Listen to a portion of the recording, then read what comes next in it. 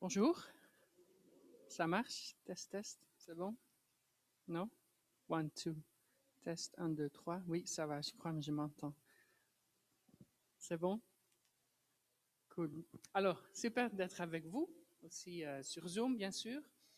Euh, Avant que je commence, juste une petite parole euh, sur l'Église. En fait, je ne sais pas si vous suivez la politique vaudoise, mais cette semaine, ils ont eu une discussion dans le Grand Conseil sur l'engagement des jeunes dans les politiques, dans la politique. Et en fait, le problème, c'est que les jeunes ne s'engagent pas dans la politique.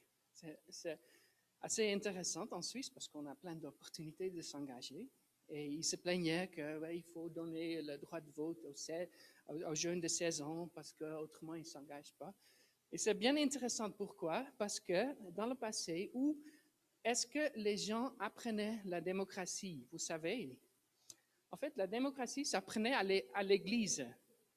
À l'Église réformée, les gens, ils venaient, même qu'il n'y avait pas encore le droit de vote pour beaucoup de monde, mais dans les pays comme la Hollande, comme aussi la Suisse, les gens venaient à l'Église et là, ils faisaient l'élection des anciens. Et l'élection des anciens, les gens ils apprennent un petit peu comment ça marchait la démocratie pour aussi élire leurs responsables.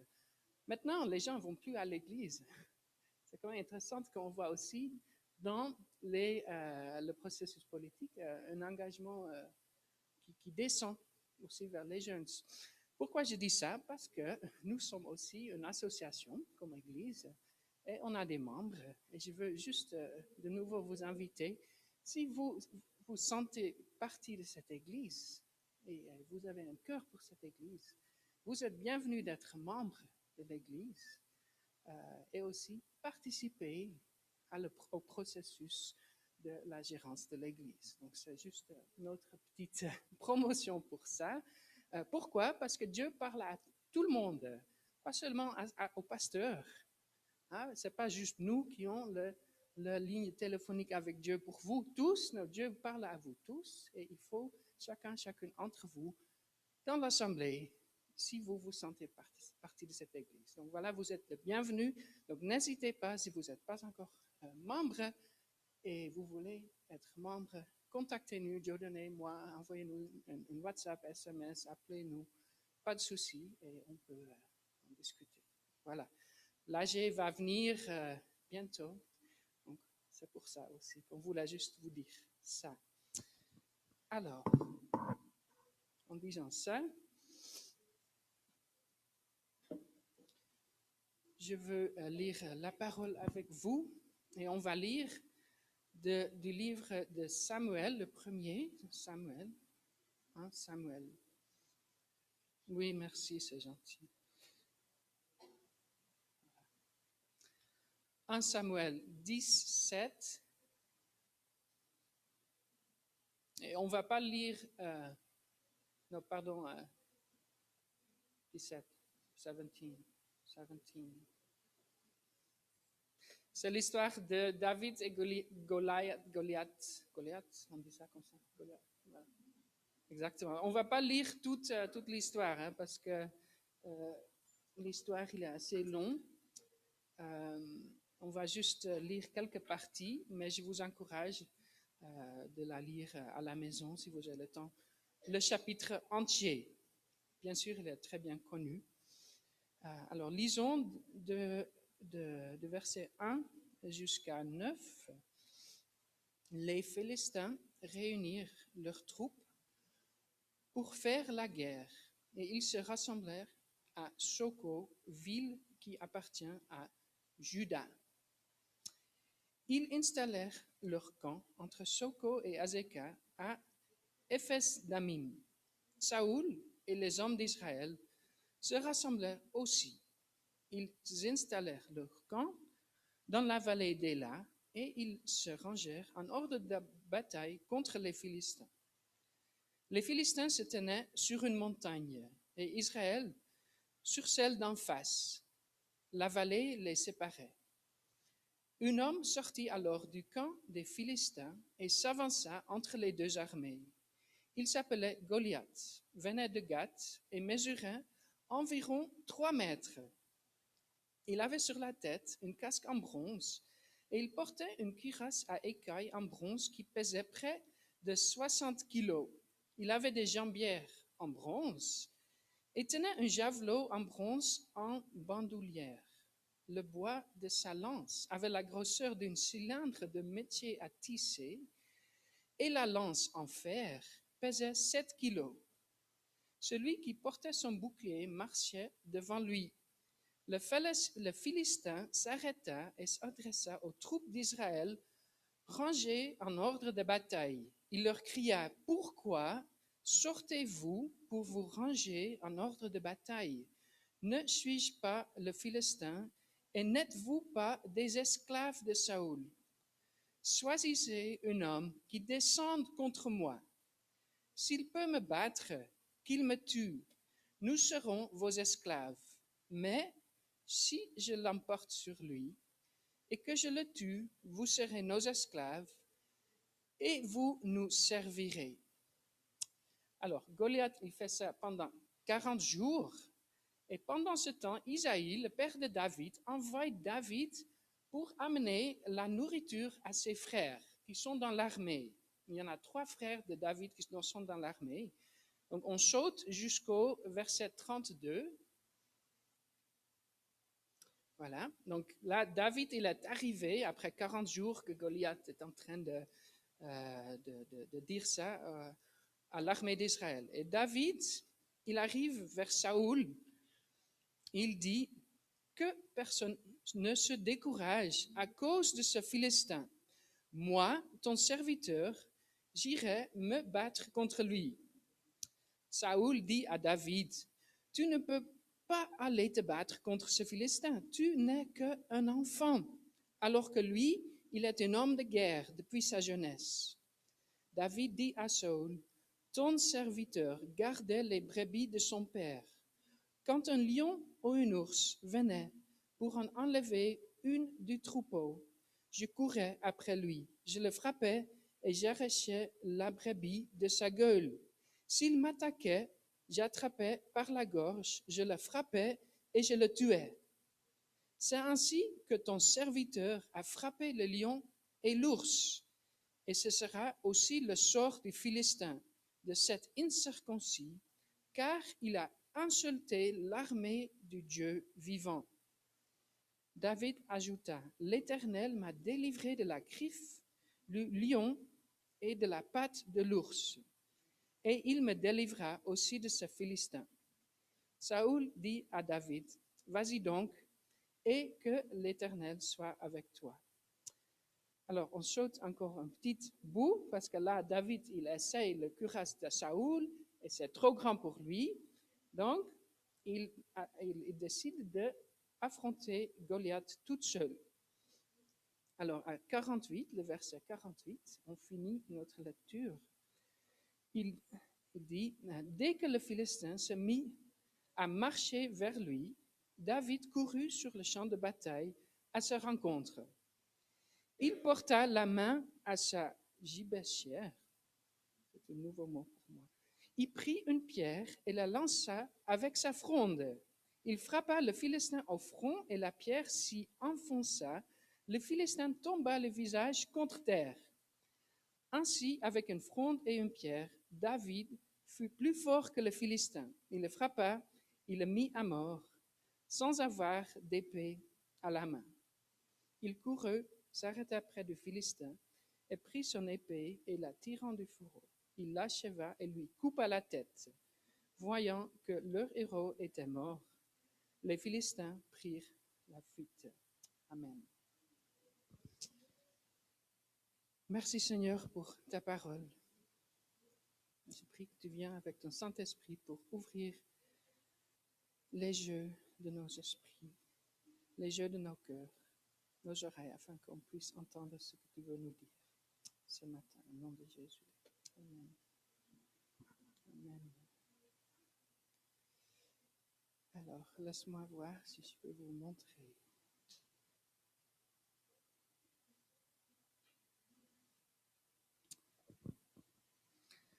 Alors, le titre de cette prédication, je l'appelle « Le petit contre le grand ». Et peut-être vous avez déjà vu ce film, Le Seigneur des Anneaux. C'est bien connu, bien sûr.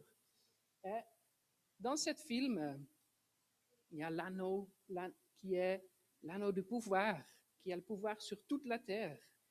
Et pour éviter que le méchant a ce pouvoir, il faut détruire cet anneau, mais cet anneau a une attraction fatale parce que c'est le pouvoir.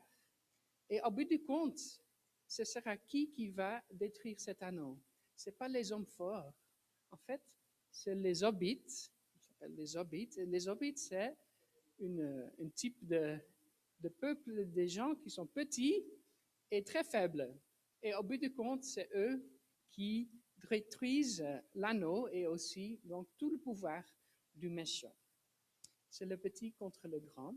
Et si vous n'avez pas vu le film, je vous encourage une fois de le voir. Euh, mais ce thème du petit contre le grand, c'est bien connu dans l'histoire. On le voit beaucoup dans la littérature. Hein, c'est le petit qui est un petit peu l'anti-héros, qui est pas très fort, qui gagne et qui bat le grand. Et ça vient de cette histoire de David et Goliath. David et Goliath, c'est un petit peu le premier type d'histoire qui est vraiment le petit contre le grand. Et je crois que vous connaissiez un petit peu cette histoire. Donc, on vient de le lire, il y a deux armées. Les Israélites, ils ont leur premier roi, Saoul. Il y a les Philistins, ils ont un champion, Goliath. Et Goliath moque les Israélites pendant 40 jours.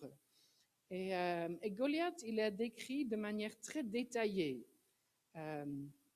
Et dans la Bible, quand il y a des détails, c'est important. La Bible ne nous donne pas forcément des détails qui ne sont pas importants. Il ne nous donne pas trop d'informations. Alors, qu'est-ce qu'il dit sur Goliath? Bon, on vient de la lire, qu'il mesurait environ 3 mètres et il avait tous ces types d'armes avec lui. Donc, là, vous voyez cette image, c'est de Rembrandt, c'est un peintre hollandais, et que vous voyez, il avait vraiment toute cette arme. Donc, on a une image assez détaillée de Goliath. C'est un Philistin, un guerrier. Et qui c'était les Philistins? Les Philistins, c'était qu'on appelle les peuples de la mer. Et ils venaient probablement de la Grèce. Ils venaient de la Grèce pour se mettre, pour émigrer vers les côtes méditerranéennes, y compris l'Israël. Et c'était des gens guerriers. C'était des gens guerriers et qui étaient bien développés. Et on peut voir déjà dans l'histoire du peuple d'Israël, dans le livre de Juges, qu'il y avait déjà les Philistins. Avec Samson, avec Gédéon, il y avait déjà les Philistins qui étaient tout le temps là pour en fait attaquer les Israélites. C'était vraiment quelque chose de très difficile pour eux. Ils étaient toujours là et c'était un petit peu l'ennemi classique du peuple d'Israël. Et une des raisons pourquoi les Philistins étaient tellement un problème, c'était parce qu'ils étaient technologiquement plus avancés que les autres. Ils ont fait des découvertes archéologiques et ils ont vu que dans leur planification des villes et la production industrielle, ils étaient bien plus avancés. Un petit peu comme l'Amérique maintenant, ils ont bien avancé. Et quand on voit l'époque de David, c'était environ 1000 avant Jésus-Christ. Et là, on voit que le Moyen-Orient était en train de passer de l'âge de bronze à l'âge de fer. Et les Philistins étaient déjà dans l'âge de fer. Et les Israélites, ils étaient encore coincés dans l'âge de bronze. Parce que pour forger le fer, il faut une four qui peut générer des températures plus que 1500 degrés, très chaud. Et les Israélites, ils ne savaient pas comment faire. Et les Philistins, oui, ils le savaient comment le faire. Et alors, ils avaient des armes de fer. Et on sait qu'ils avaient, par exemple, ces chariots de fer. Ça se dit aussi dans le livre de Juges, que les Philistins, ils étaient tellement difficiles à battre parce qu'ils avaient ces chariots de fer. C'est un petit peu comme les chars maintenant. Hein. Quand on a les bons chars dans l'armée, c'est difficile de battre l'armée. Et les Israélites, ils n'avaient pas cette capacité. Donc, en matière d'armes, ils étaient une superpuissance, les Philistins. Et quand on voit Goliath, on voit dans la Bible qu'il parle vraiment de ses armes. Il a la casse de bronze, 15 kilos. Alors imaginons, 15 kilos sur la tête. Il avait une cuirasse, 60 kilos. 60 kilos. C'est impressionnant. Après, il y avait un javelot de bronze, une petite lance pour lancer. Il y avait un bâton de lance à 7 kilos de bois et une pointe de lance en fer aussi de 7 kilos. Donc, on pouvait avoir 14 kilos dans sa main. Bien, après, il y avait encore une épée, un bouclier porté par son porteur de bouclier et il y avait des jambières. Ils disent des jambières. Alors, qu'est-ce qu'on peut dire sur la stature de Goliath? Goliath, apparemment, il était environ 3 mètres. Alors, 3 mètres, c'est fou. On ne peut pas imaginer qu'est-ce que ça veut dire. Donc, en fait, il ne dit pas 3 mètres dans la Bible, il dit 6 coudées et une empan. Je ne sais pas si j'ai bien traduit ça, mais c'était donc une mesure ancienne. Par contre, dans la tradition grecque de l'Ancien Testament, il parle de 4 coudées et une empan, soit environ 2 mètres. Donc, il y a quand même une certaine discussion. Est-ce qu'il avait vraiment 3 mètres ou il était 2 mètres ou quelque chose entre les deux? Donc, c'est possible qu'il y avait des versions antérieures du texte qui avaient une mesure un petit peu différente. Aussi, ils ont fait de la recherche et ils ont découvert qu'à Gath, dans l'ancien ville philistin, il y avait des cas de gigantisme, un type de défaut génétique héréditaire qui entraîne une croissance anormale. Et c'est lié avec l'hyperthyroïde. Ils ont trouvé ça dans l'ADN. Et c'est assez fascinant. Donc c'est fort probable que Goliath, il venait d'une famille qui avait ce type de gigantisme et qui n'arrêtait pas de grandir. Et on a eu ça aussi encore dans notre époque, dans les années 1920. Aux États-Unis, il y avait un cas aussi d'un homme qui a grandi jusqu'à 2,70 m. Et on a des photos, c'est vraiment impressionnant. Par contre, il n'est pas devenu très vieux. Donc probablement Goliath, il avait aussi des frères qui étaient des géants. Et plus tard, dans 2 Samuel 21, on voit que David, il est presque tué par le fils de Goliath, qui était lui aussi un géant. Donc, c'était une famille de géants. Alors, on peut discuter s'il avait 2 mètres ou 3 mètres, mais ce qu'on savait, que la taille moyenne en Israël, c'était 1,65 m. Comme ça, un peu comme ça. Donc, pour les gens, s'il avait 2 mètres ou même plus grand, c'était un géant terrible, redoutable. Et même pour Saoul, et Saoul était connu pour être grand aussi, pour lui-même aussi, Goliath, c'était vraiment une géante. Et la Bible dit que en entendant ces paroles du Philistin, de Goliath, ils étaient tous remplis de peur. Donc, ils avaient tous peur. Alors, David, il arrive là-bas avec un petit peu de la nourriture pour ses frères et il se demande pourquoi l'armée... Oh, pardon, je n'ai pas vu. Est-ce qu'on peut aider notre frère là et juste voir qu'est-ce qui se passe?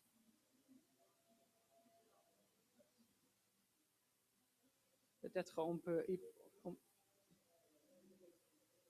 Il se repose? C'est bon? OK, merci. OK. Pardon, je n'ai pas vu qu'est-ce qui s'est passé. Mais il se repose juste. On peut continuer.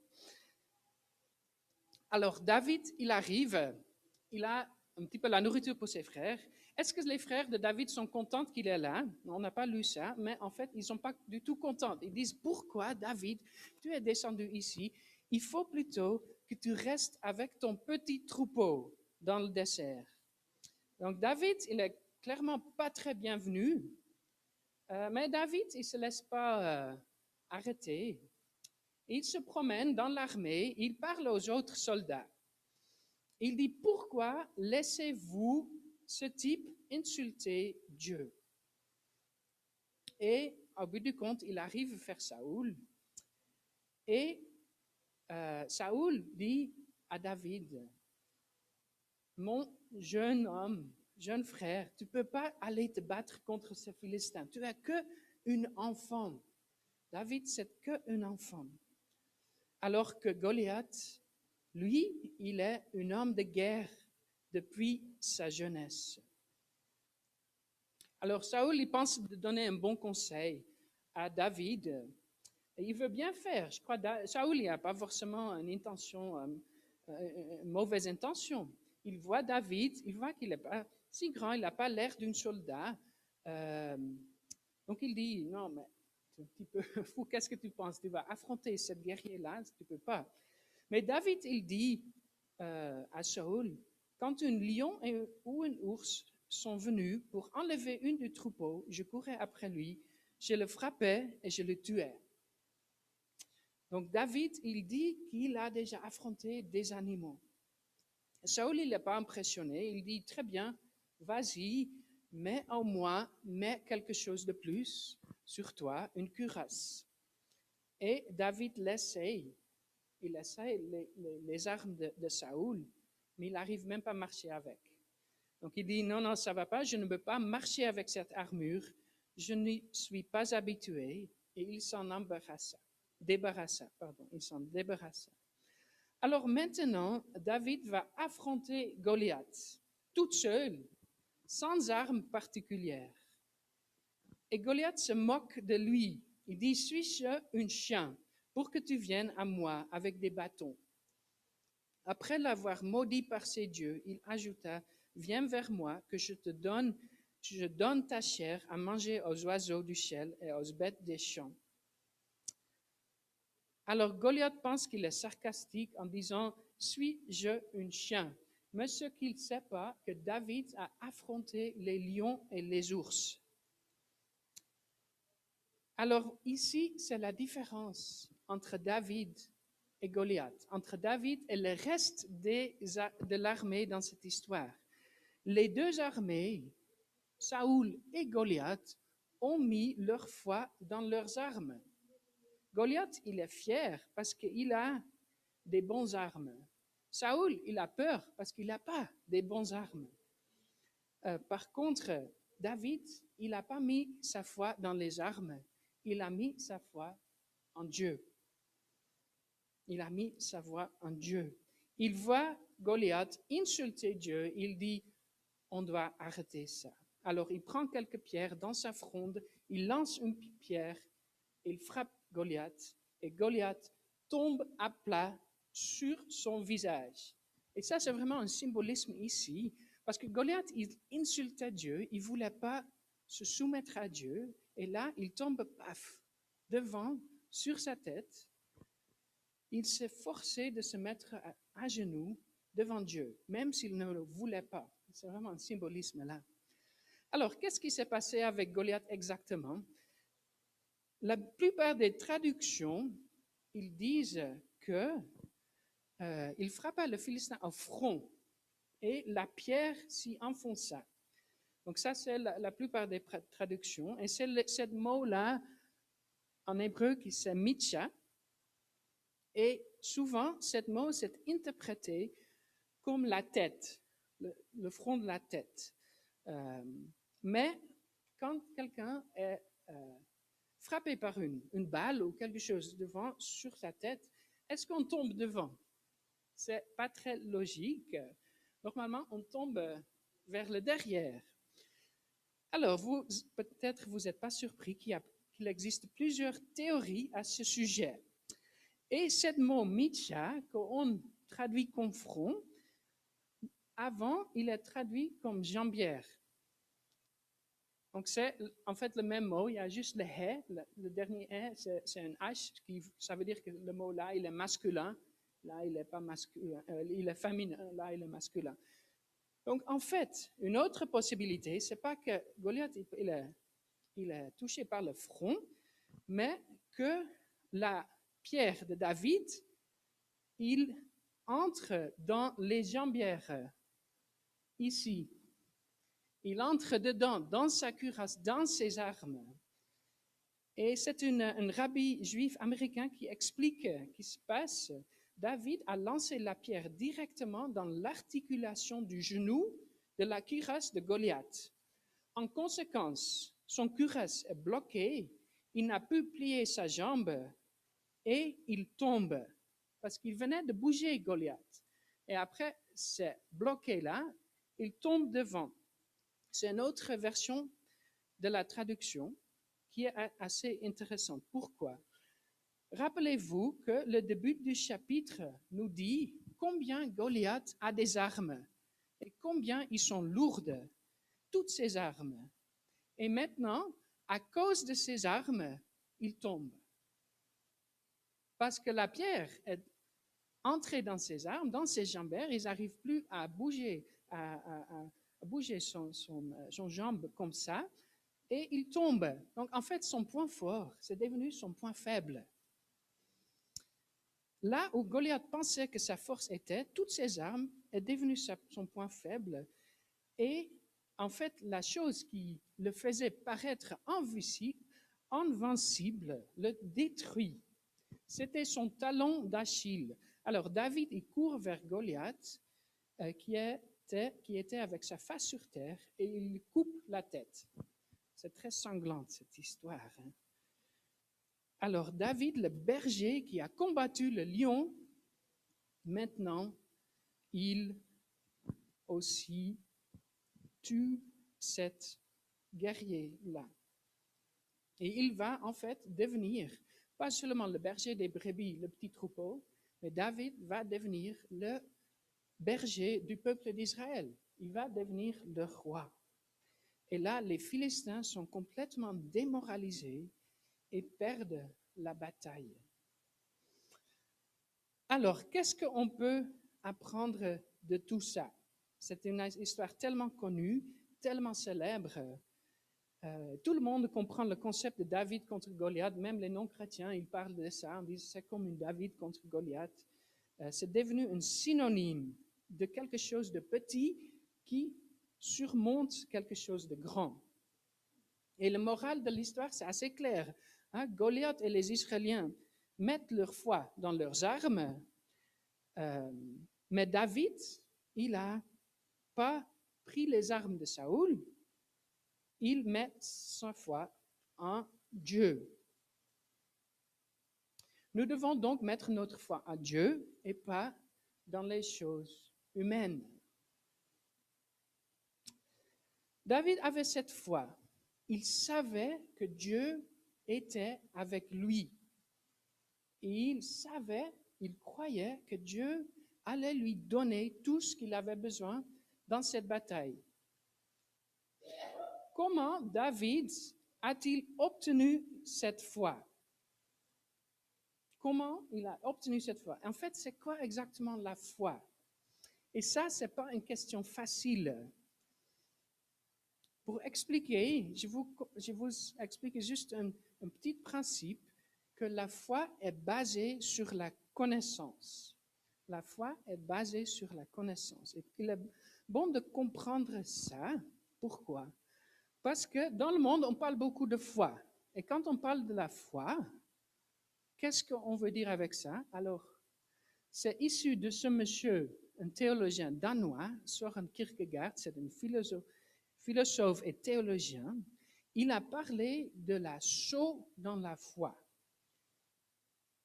Il a parlé de la saut dans la foi, et ça veut dire qu'il faut juste sauter dans le vide. Il faut laisser tomber toutes vos idées, toutes vos pensées, toutes vos connaissances, et juste sauter dans le vide. C'est ça la foi. Dans ce contexte, la foi ne repose sur rien. Ça, ce n'est pas la foi biblique. Vous avez déjà entendu probablement des gens qui disent « Ah, il faut juste avoir la foi. Allez, ayez la foi, vas-y. » Ce n'est pas la foi biblique, c'est plutôt la présomption. Et c'est dangereux. C'est dangereux. On peut faire des décisions, ils ne sont pas sages quand on fait ça. Oui, il faut juste faire la foi. Alors,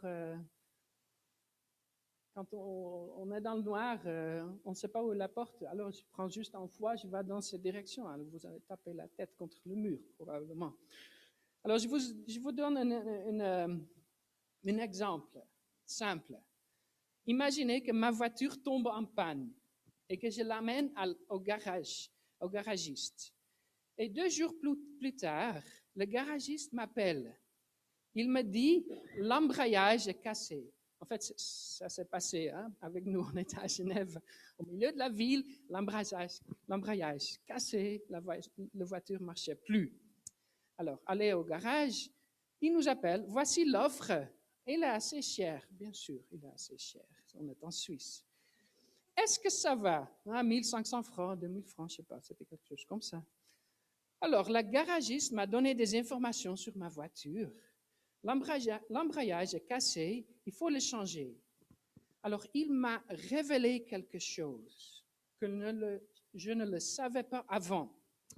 Donc, dans un certain sens, c'était une révélation du garagiste concernant ma voiture. Maintenant, j'ai le choix. Je fais confiance à ce qu'il dit ou pas. Est-ce que j'ai la foi dans mon garagiste? C'est ça la question. Alors, maintenant, c'était la première fois dans cette garage. Il était à Genève. Je ne fais pas forcément confiance au garagiste. Et je crois que c'est sage, quand même, des fois. Alors, dans ce cas, je vais aller dans le garage. Je demande le garagiste de me montrer le problème. Il me montre l'embrayage cassé. Je le vois avec mon propre jeu.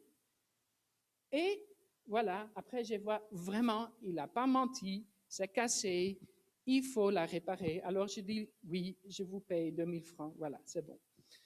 Je n'avais pas la foi en mon garagiste. Mais maintenant, imaginons que le garagiste est mon ami. J'ai grandi avec lui à l'école. C'était mon voisin. Nous partions en vacances ensemble chaque été. Je sais qu'il est honnête, vraiment honnête. Il ne va pas me tromper. Puis-je lui faire confiance? Oui, si mon ami le garagiste le dit, c'est que c'est vrai. Je vais signer l'offre sans faire des histoires, parce que j'ai confiance en lui. Vous voyez, c'est ça la foi. Ce n'est pas un saut dans le vide. J'ai des connaissances sur la personne qui me donnent la révélation. Je sais que je peux lui faire confiance, car il a déjà été là pour moi avant. Je connais son caractère. Et c'est sur cela que la foi de David est construite. David avait vu Dieu en action, en gardant les brebis. Contre l'ours et le lion, Dieu avait donné à David la force pour se défendre. Donc David, il n'avait pas besoin de 3 ou 4 signes avant d'affronter Goliath. Il avait dit, oui, Dieu, donne-moi un signe d'abord, encore un autre signe, peut-être, ouais. Non, il savait que Dieu était avec lui. C'était basé sur la connaissance de Dieu. Et c'est une leçon pour nous. La foi, ce n'est pas une formule magique. La foi est la confiance en une personne. Et la confiance en une personne se construit parce que nous apprenons à la connaître. Et voici une autre illustration d'un autre théologien, célèbre Francis Schaeffer, qui était ici à Villars dans les années 60-70. Et il parle d'un autre exemple. Il dit, imaginez que vous marchez dans les Alpes, parce qu'il habitait dans les Alpes. Il dit, soudain, les nuages descendent sur la montagne et vous ne voyez plus rien. Et vous rendez compte que le chemin dans la montagne se termine. Il y a une falaise, mais vous ne voyez plus rien. Qu'est-ce que vous faites? Alors, la foi de Kierkegaard, il dit, sautez simplement, dans la foi, sautez. Ne pensez pas à ce qui va se passer ensuite.